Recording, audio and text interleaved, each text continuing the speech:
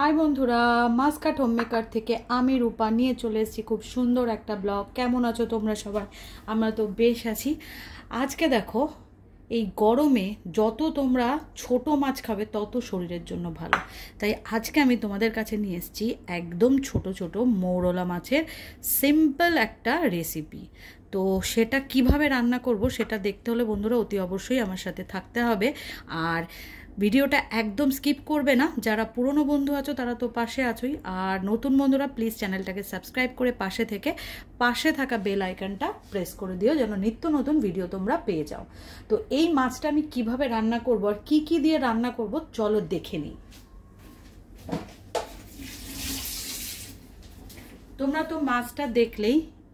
এরপরে মাছটা রান্না করার জন্য যে সবজিগুলো দরকার সেটা হচ্ছে, এখানে দেখো একটা আলু এরকম ছোট ছোট করে কেটে নিয়েছি সরু লম্বা করে, আর আলুর মতনই বেগুনটাকে সরু সরু কেটে নিয়েছি, আর রয়েছে পেঁয়াজ, আর রয়েছে টমেটো। তবে এই মাছটা কিভাবে করব তো চলো দেখে নিই। সবজিগুলোকে সরিয়ে রাখি একপাশে, তারপর নিয়ে এলাম মাছটাকে প্রথমেই আমি কি করব, ম্যারিনেট করব কি দিয়ে। প্রথমে দেখো নুন নিয়ে দিলাম, দিয়ে দিলাম হলুদ,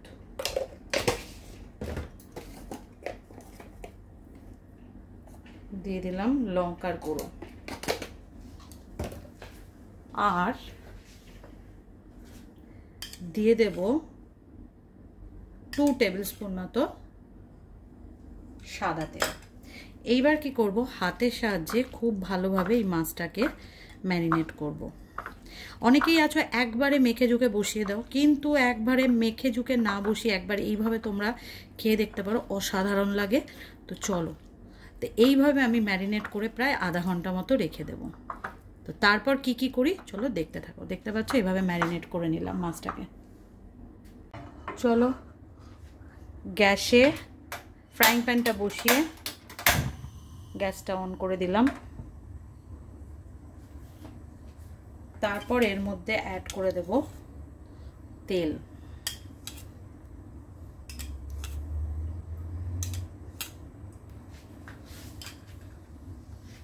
তেলটা গরম হয়ে এলে তারপর তোমাদের কাছে আবার আসছি। তেলটা গরম হয়ে এসছে। প্রথমে আলুটাকে ভেজে নেব।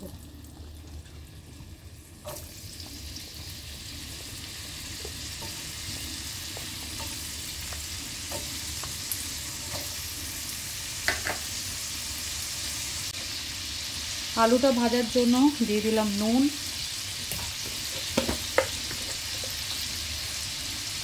দিয়ে দিলাম হলুদ। তো চলো এইভাবে আলুগুলোকে ভেজে নিই। তো ভাজা হলে তারপর আবার তোমাদের কাছে আসছি। ফাইনালি দেখো আলুগুলো আমার ভাজা হয়ে গেছে। আমি এবার আলুগুলো তুলে নেব।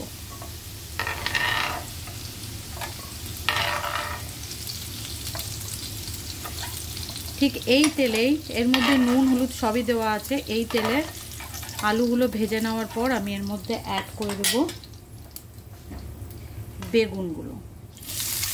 বেগুনগুলো ভেজে নেওয়ার একটাই কারণ, তাহলে কি হবে, বেগুনগুলো নরম হয়ে গেল ভেঙে যাবে না। তো বেগুনগুলোকে এইভাবে ভেজে নেব। তো চলো বেগুন ভাজা হয়ে গেলে তারপর আবার তোমাদের কাছে আসছি। তোমরা একবার এইভাবে মোরলা মাছ না মেখে এইভাবে রান্না করে দেখো। গরমকালে এক থালা ভাত কীভাবে উঠে যাবে তোমরা নিজেরাও বুঝতে পারবে না। ফাইনালি আমার বেগুনগুলোও ভাজা হয়ে গেছে। তো এবার বেগুনগুলো তুলে নেব।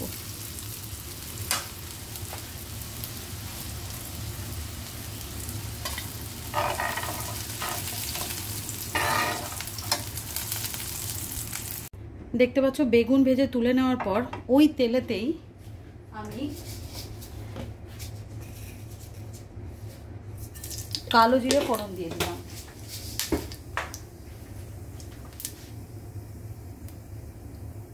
দিয়ে দিলাম একটা রসুন থেতো করে।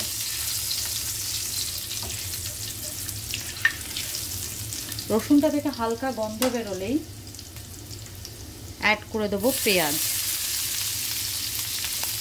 খুব একটা মোটামুটি বড় পেঁয়াজের হাফ পেঁয়াজ এরকম দিয়ে দেব।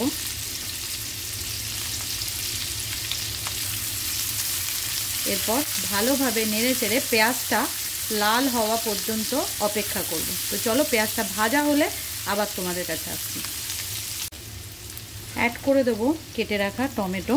তাহলে কী হবে, টমেটো আর পেঁয়াজটা একসাথেই ভাজা ভাজা হয়ে যাবে। দিয়ে দিলাম চিড়ে রাখা কাঁচা লঙ্কা। তো চলো পেঁয়াজটা ভাজা হোক, তারপর আবার আসছি। অনেকক্ষণ পর আবার তোমাদের কাছে এলাম। দেখো পেঁয়াজটা মোটামুটি ভাজা হয়ে গেছে। এই মুহূর্তে এখানে অ্যাড করে দেবো সব রকম ড্রাই স্পাইসেসগুলো। অ্যাড করে দিলাম নুন,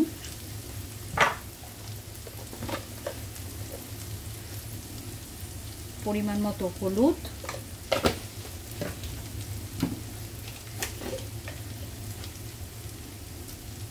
পরিমাণ মতো ধনের গুঁড়ো,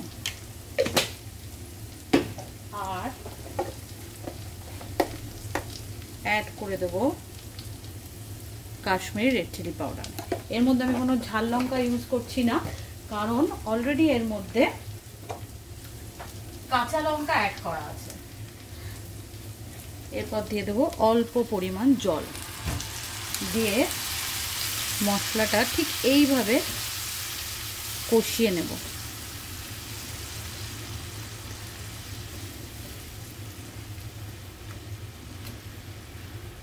তো মশলাটা হালকা কষে এলে তারপর আবার তোমাদের কাছে আসছি।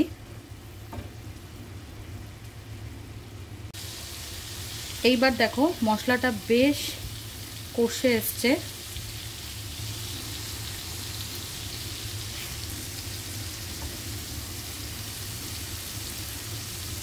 এর মধ্যে অ্যাড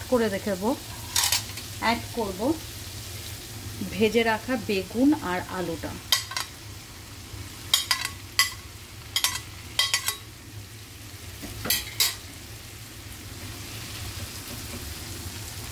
আর অ্যাড করে দেব ম্যারিনেট করা মাছটা।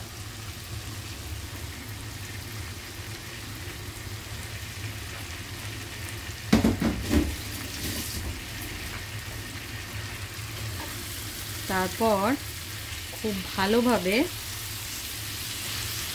নেড়ে চেড়ে নেব। গ্যাসের ফ্লেমটা একটু আস্তে করে দিয়ে মশলার সাথে মাছ, আলু, বেগুন খুব ভালোভাবে মিশিয়ে নেব। তোমরা একবার বাড়িতে এইভাবে ট্রাই করতে পারো, কারণ আমরা সবসময় এই ছোটো মাছগুলোকে হাতে মেখে করে থাকি। একবার তোমরা এইভাবেই ট্রাই করে দেখো, অসম্ভব ভালো লাগে খেতে। মশলার সঙ্গে একটু কষা হোক।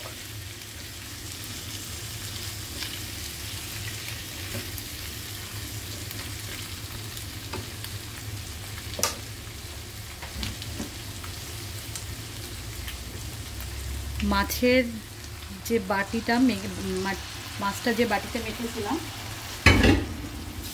ওই জলটা এর মধ্যে দিয়ে হালকা এখন আমি মাছটাকে ঢেকে দেব।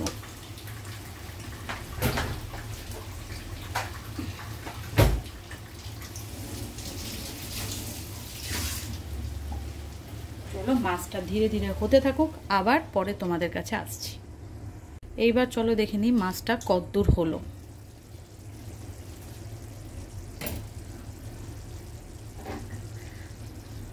একটু নেড়ে দেব এপিট ওপিট করে।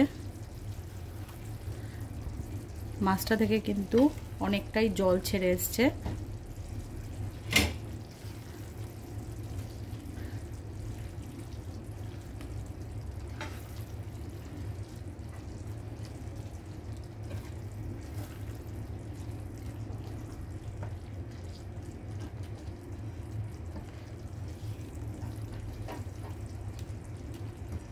গরমে তোমরা এইভাবে একদম মোড়লো মাছ রান্না করে দেখতে পারো, দারুণ লাগে খেতে। এই মুহূর্তে কি করব, আমি একটু ধনে পাতা অ্যাড করে দেব।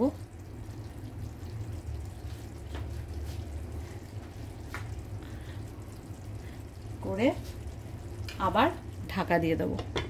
তো চলো আবার কিছুক্ষণ পরে আসছি। এই মুহূর্তে ঢাকাটা খুলে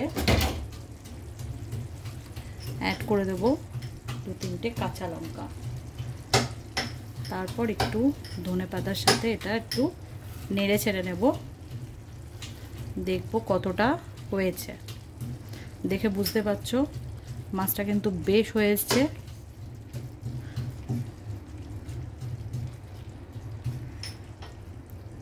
আর একটু হওয়ার জন্য মাছটাকে ছেড়ে দেবো ঢাকা দিয়ে।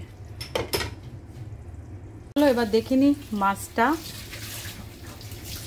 কতটুকু রেডি হলো। দেখতে পাচ্ছ অসাধারণ দেখতে হয়েছে মাছটা।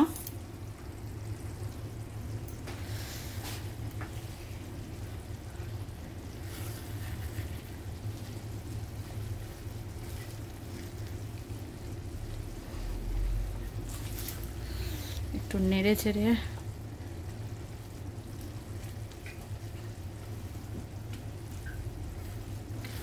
তো কেমন লাগলো বন্ধু আজকে বন্ধুরা এই সিম্পলভাবে মৌরলা মাছের চচ্চড়ি, হাতে না মেখে, একবারে না মেখে অতি অবশ্যই জানিও কিন্তু।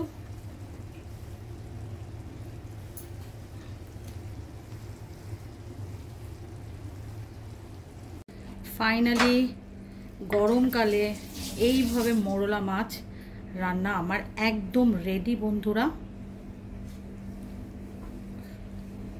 কেমন লাগলো তোমরা অতি অবশ্যই জানিও।